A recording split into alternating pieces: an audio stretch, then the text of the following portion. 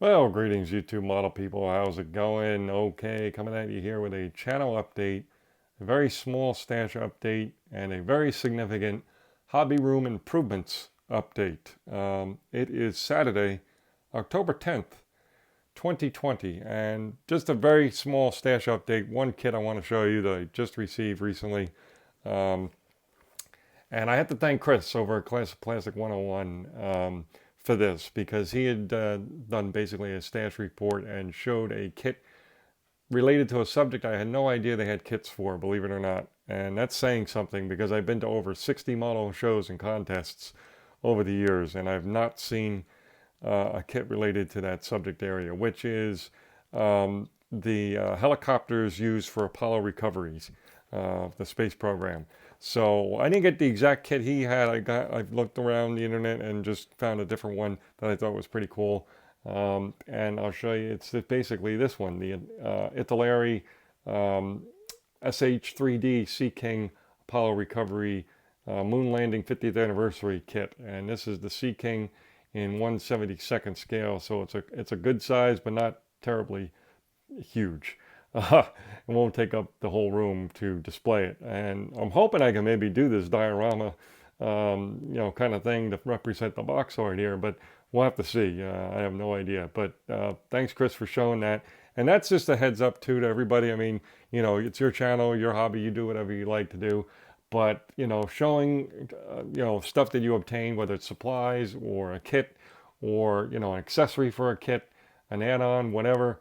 If you could always show the community, that would be always cool because you may inspire not only someone to go buy something that basically is the same, it may also inspire somebody for a project idea or whatever it is. It's just a great thing, I think, when you do that. So anyway, that's that. Now onto the very significant, well, before I get into the significant hobby room improvements, let me just say I'm going to be posting another video here, a very significant update on my 2020 cancer awareness group build entry.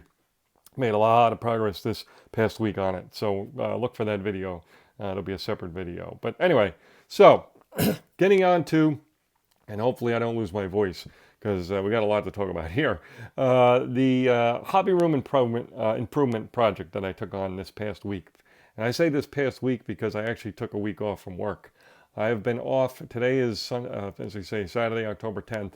I took off starting a half day off last Friday, 12 noon, until I go back to work Monday morning. So the whole week I took time off. And basically what I did was, for the most part, most of those days, just about, I did what I call my on and off schedule, which is I take an hour and do a chore or something that needs to get done in the house or whatever it is.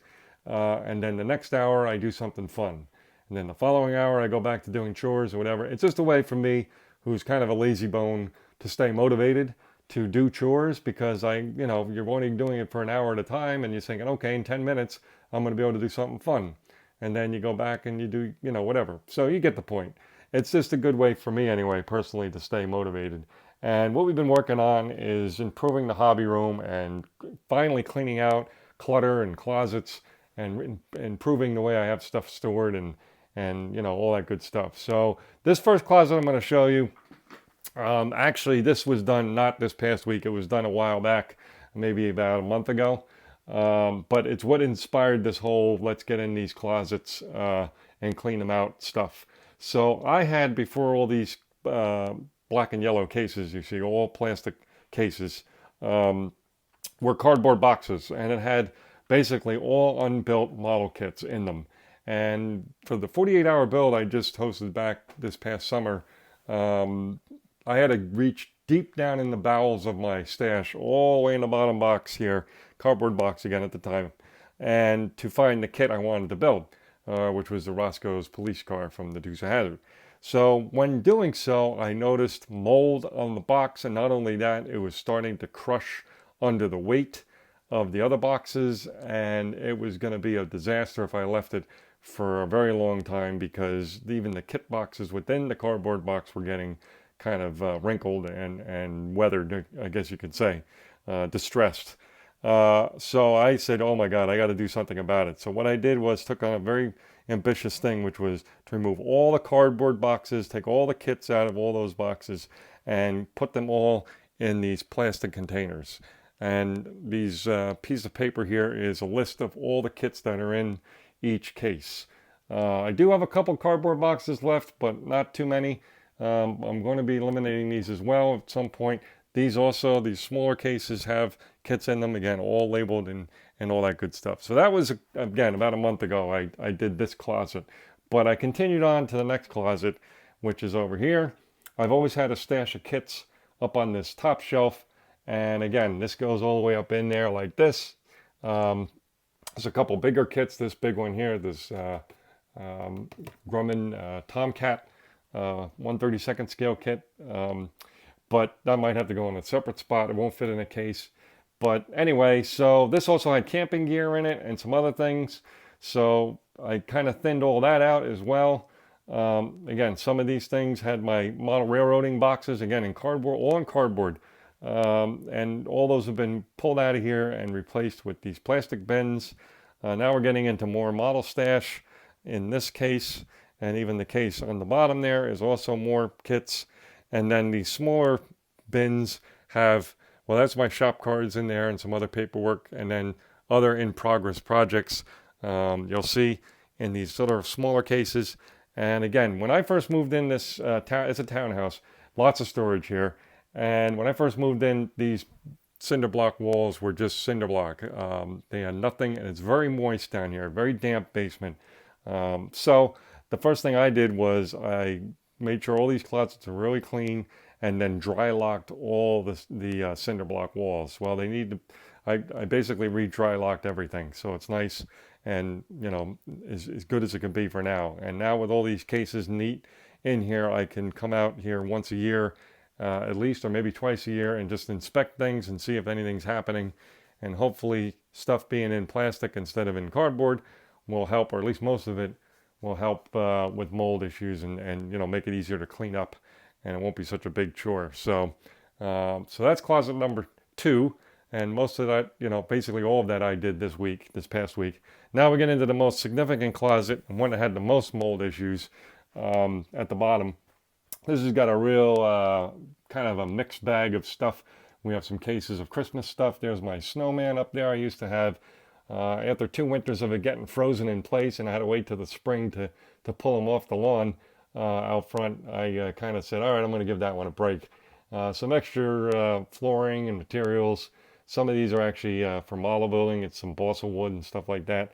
Yeah, just some tools, other things like this. Again, these were all, it was all packed in here. You couldn't really see the wall behind there. It was so packed. You know, paints and stains and stuff like this, painting supplies, all that good stuff. Here's some of my tools. The infamous dry lock I've been using. Some power tools, my toolbox. And then an interesting thing, which I couldn't believe I had this many, my stash of spray can model paints, basically. Most of them. And now we got all these tall cans of paint, which were mainly bought for the hobby, but I've used them for other things. And yeah, you know what? I encourage all of you to go through your paint stash, because here I found out I have 6 cans of red Testors enamel gloss paint, and I even know the number. I remember it's 1204 is the number for the paint. And, you know, having 6 of them is kind of ridiculous, because 4 of the 6 of them are brand new.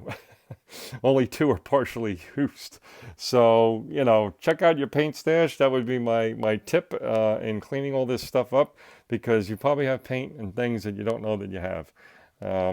So here's all clears and most used paints on the front. Going to the bottom here, this is again where most of the moisture issues were, on that back wall. But again, everything was pulled out of here earlier in the week and re-dry locked and painted.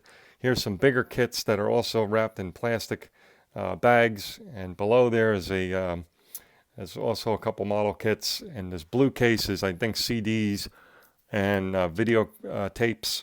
Here is some model show stuff. Down in this case is my down here, I actually got a pointer, I haven't been using it, is my decal stash is in there. Here's some all spare parts, model parts in that box. And then on the bottom, I think, is also a couple model kits maybe. And then there's another case back there with some Christmas stuff like that in there. Swinging around, fortunately, being around this week, I saw something in my neighbor's trash, which I thought would be perfect. It's this tall metal rack shelf. It's basically 12 by 11, these shelves, and it's in pretty decent shape. It's just a little dirty. I've cleaned it up a little, but it definitely needs some more cleaning, or I could repaint it maybe, or paint it. But as you can see, it's going to serve me very well, I think, and I'll be able to display a lot of completed builds on here. Here's a Mini I did, and of course there's my one of my cars I've completed, and then finally we got a home here, at least temporarily, for the Harrier I did. And so, you know, again, this room is by no means done, but most of it is done now, at least those closets. I mean, that was significant. In this section, I'm going to be taking out this stereo cabinet, so you can see some completed builds up here. Some you'll recognize immediately, fairly recent ones. But I hope to put some all shelving along this wall and display more finished builds in here. And I haven't decided whether I'm going to go with a shelf like this kind of thing, or whether I'm going to have built-ins put in by a carpenter.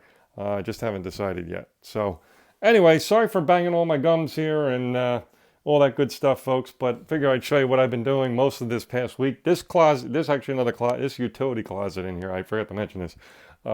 In here, in this section, from here to the end, is all storage, right? More stuff I have. I don't think there's a lot of room in there to put more stuff, but certainly needs to all be pulled out of there, sifted through, decluttered, and, again, removing cardboard boxes and stuff. In here is all my utilities, furnace, water heater, all that good stuff. And we'll take a quick peek over here. I'll show you a closet you guys probably never seen before, which runs the hole underneath of my steps.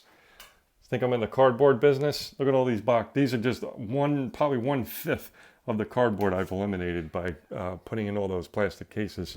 Anyway, so this runs the entire length of the stairs, under the stairs, this closet. And look at this. More stash, more kits in this closet. So, when you have quite a few kits, and I don't even have that many. I think I have about 162 unbuilt kits. I mean, it's, certainly not 2 of them, but it's not 400, 500, 600 or 1,000. But yeah, you're getting a stash to kind of, that's growing when you have multiple locations that you're using in your house to keep your stash.